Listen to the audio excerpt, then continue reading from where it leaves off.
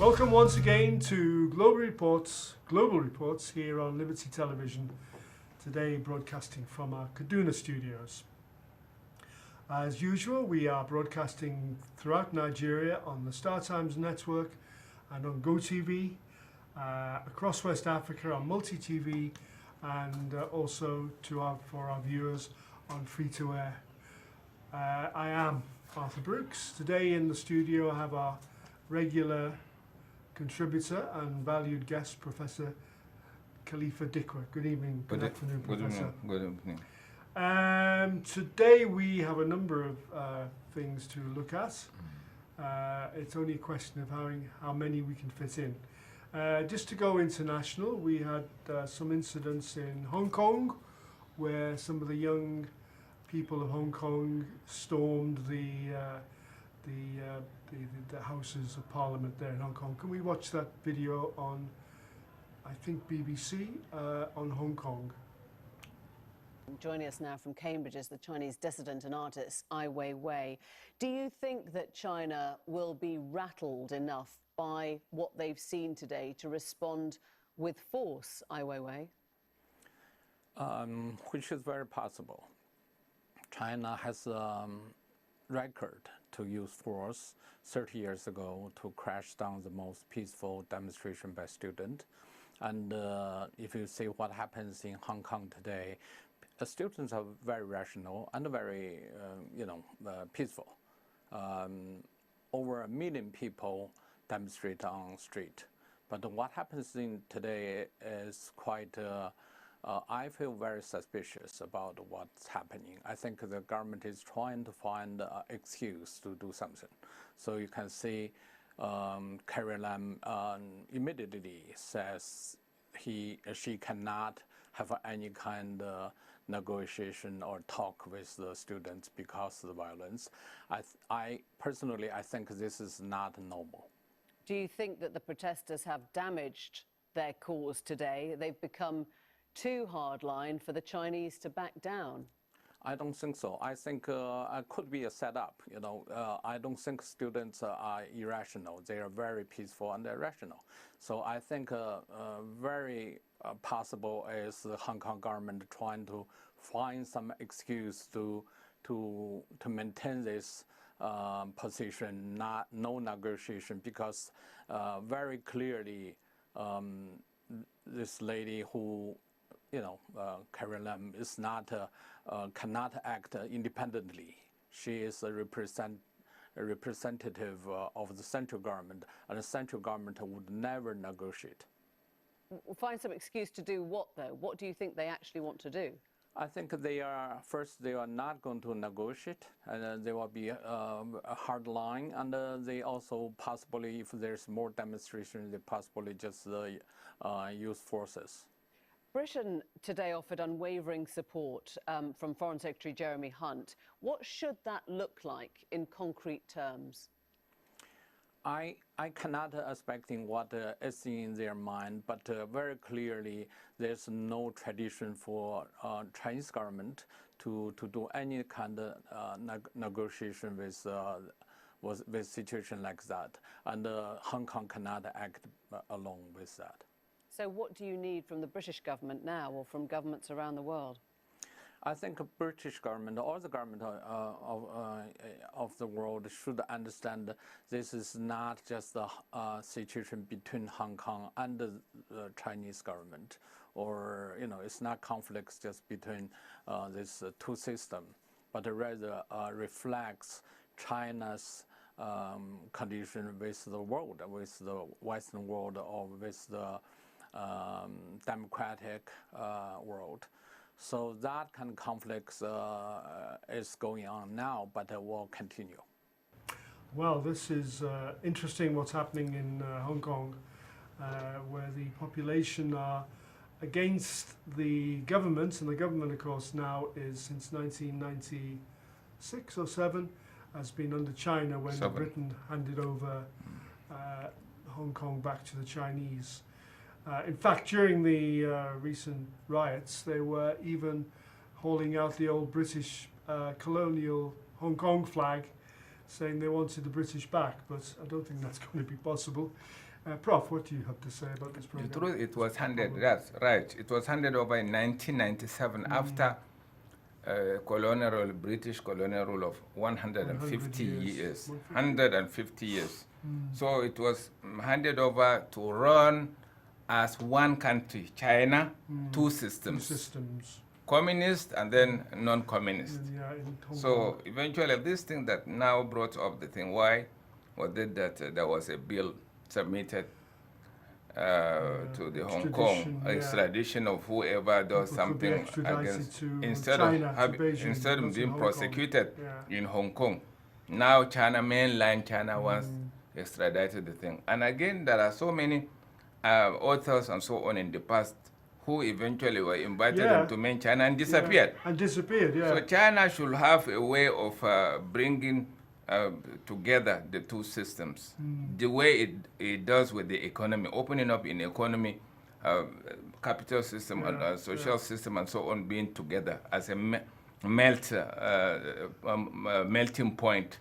The same thing should apply to Hong Kong. The Chinese government puts a lot of deals and economy through Hong Kong. Exactly. Some of it under the counter. It is the real hub of economy in that thing. Even apparently the sale of valuable national treasures. Assets, have been smuggled out through Hong Kong. Exactly, through Hong Kong. Hong Kong is the real New York of China. So again, if this thing is not handled, and perhaps there are hands that are fueling the crisis in order to give tough time to China, it is also possible that a third party may be there.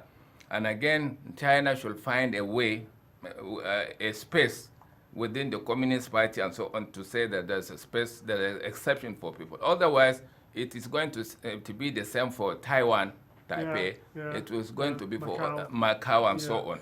No, because you see, China's afraid once it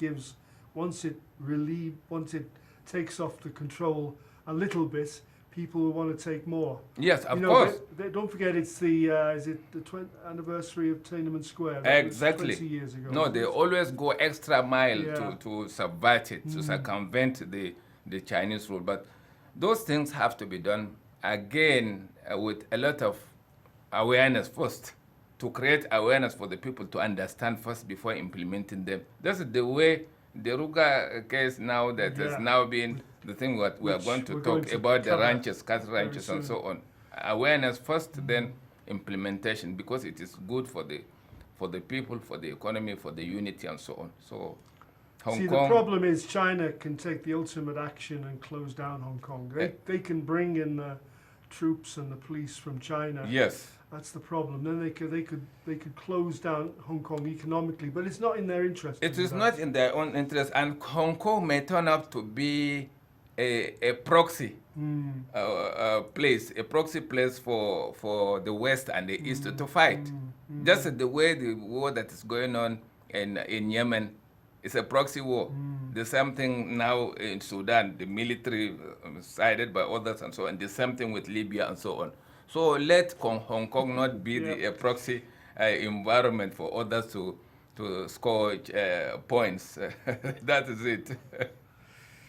Yeah, this is going to be an ongoing problem. I think we're going to be watching the events in Hong Kong because it's all about worldwide democracy and how we view democracy and how we see democracy being undermined by various, as you say, proxies. Well, quite frankly, Arthur, we will get it wrong if we view any democracy through the eyes of New York, for instance. We're not going to get it because that one is completely untamed, illimited, that anything goes. So if there's anything freedom that is not tamed, it's going to be disastrous in the long run. Let's move on a bit. Let's move a bit closer to home. Should we? Let's talk about the Ruga,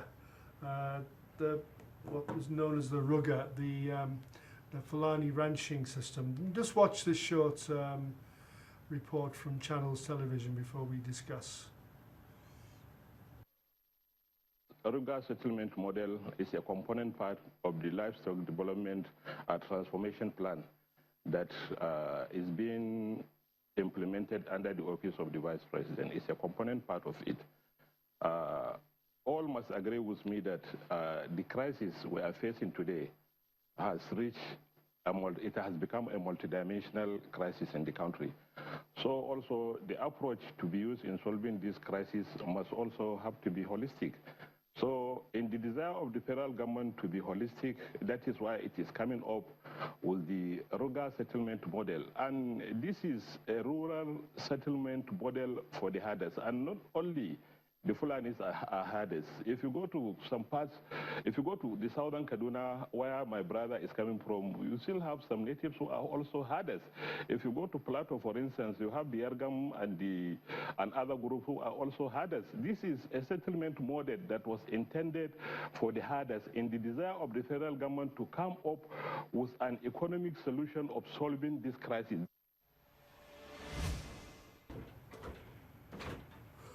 Yeah, Ruga apparently is Fulani for ranch, and I think we understand.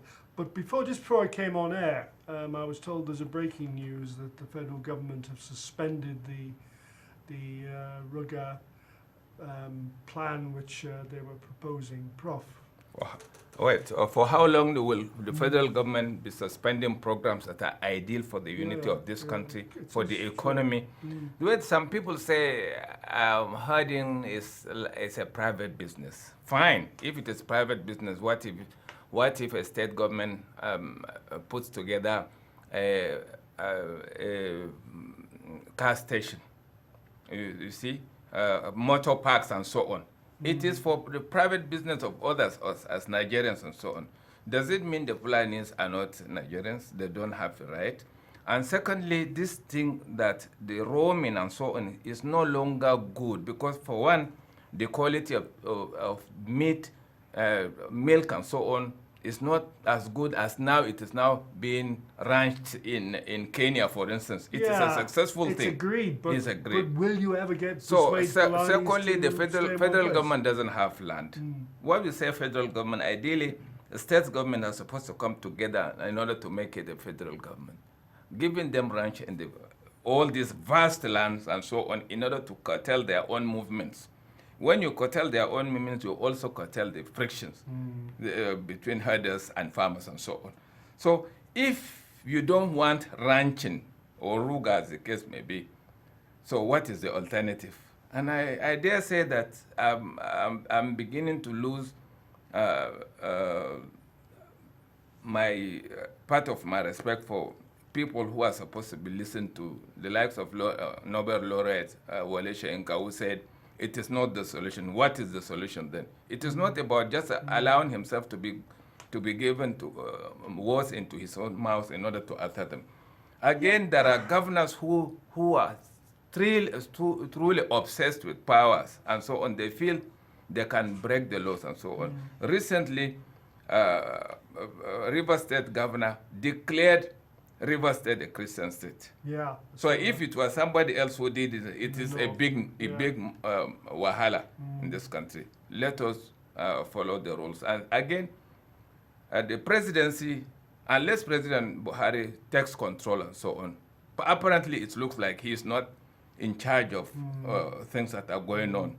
Because you can't allow a few people to run your own government, to create problems and so on. Eventually, the buck stops at your step. Yeah, but Prof, coming back to this issue of the Fulani, can you ever get Fulani not to roam, as it were, not to follow their traditions and follow their roots? Is it Fulani is just because it is the majority? What all ethnic groups, one way or the other, they do herding.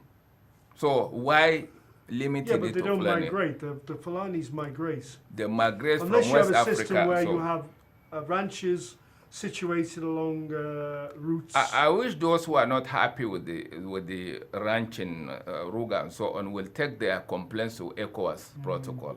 It is something that came from ECOWAS. It's a sub-regional thing that in the past they had their own rules to follow.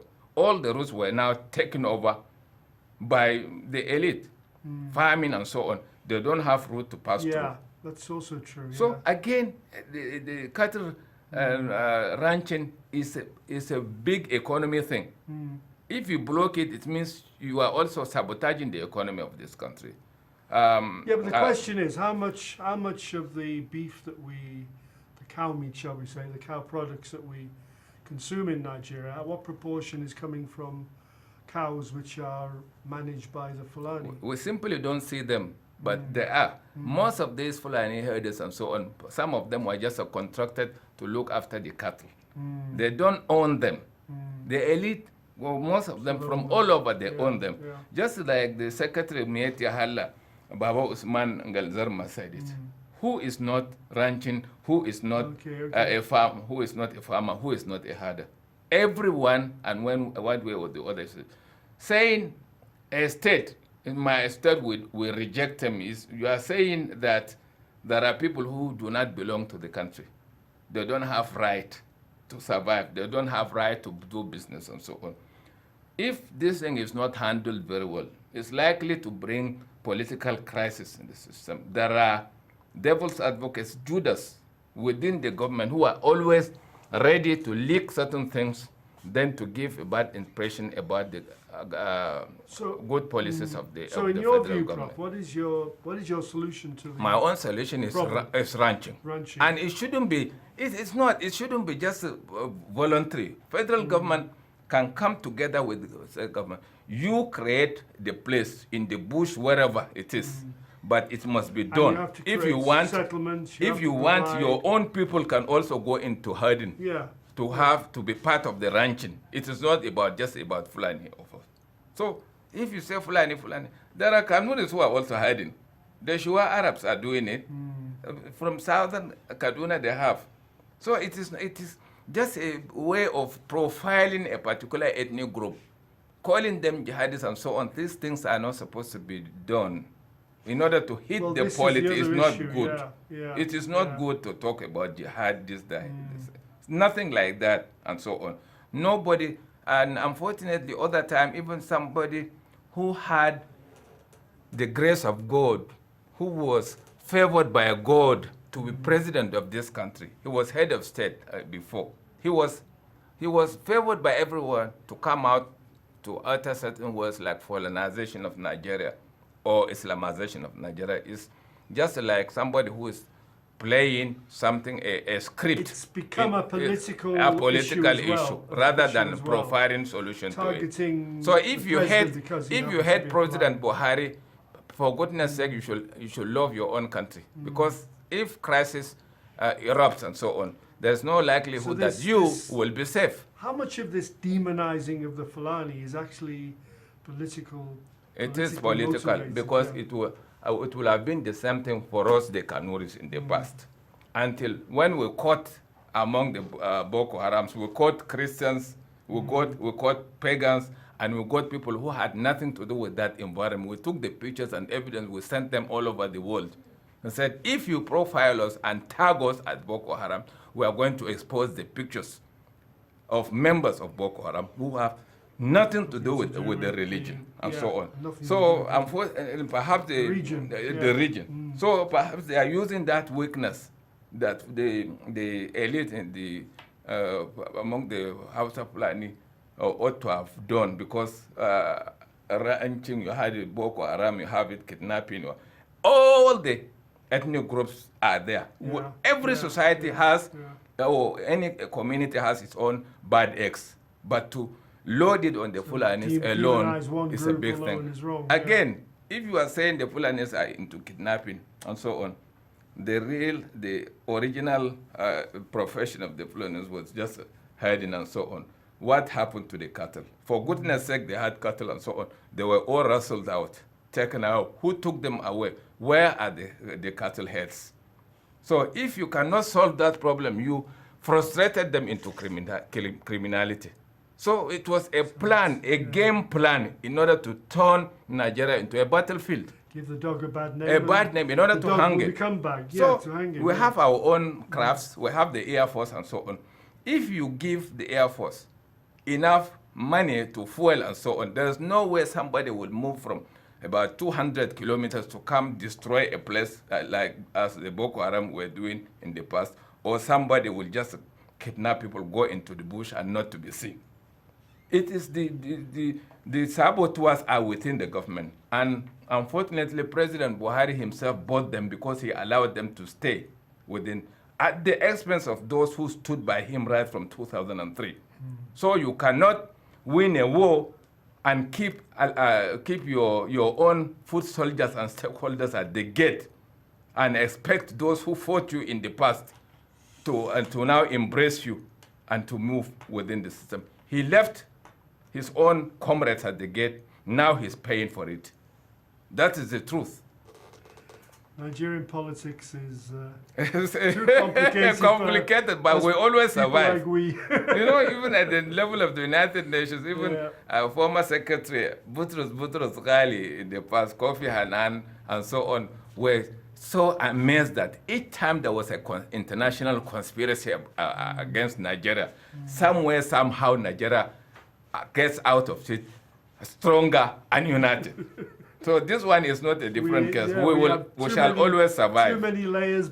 Absolutely. Layers Conspiracies. You can never, between conspiracy theories. And they will not work. And we feel for countries like now Sudan, Libya, and so on. It is all about the same conspiracies to create wars, sell arms, and then create confusion within the system, with snipers joining the protesters to kill people and then load it on the people who are once again, at the world, at the hem of the affairs. Time is not our friend. That is what we've been telling President Buhari, that time is not your friend. Why should you be postponing something you can do today for tomorrow or next month? Do it. Nigeria is in a hurry. We have already wasted enough time. Do it a digital way. President Buhari, we are talking to you. Those who don't tell you the truth don't like you. Prof, thank you very much once again. You're welcome. We hope we are going to be back next week, and the same time, same place, and more interesting stories from the world-wide news and all over Nigeria. So we look forward to seeing you once again, same time, same place. It's me, Arthur Brooks, signing out for another week.